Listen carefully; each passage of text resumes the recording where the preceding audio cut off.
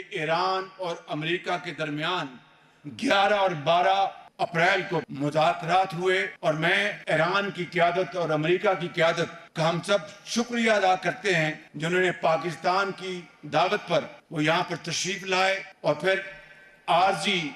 جنگ بندی پر متفق ہوئے اور ثالثی کے حوالے سے پاکستان کی انہوں نے دعوت قبول کی۔ امریکی اور ایرانی قیادت آمنے سامنے یہاں پر اسلام آباد میں بیٹھی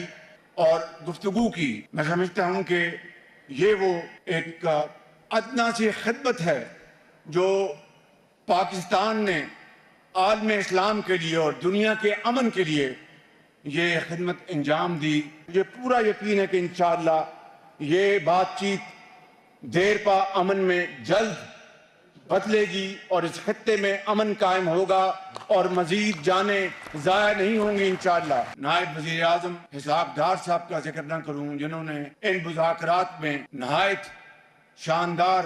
انہوں نے کردار ادا کیا، اور اس سے بڑھ کر فیلڈ مارشل سید عاصم منیر کا خاص طور پر ذکر کرنا چاہتا ہوں جنہوں نے فریقین کو جنگ بندی اور مذاکرات کی میز پر بٹھایا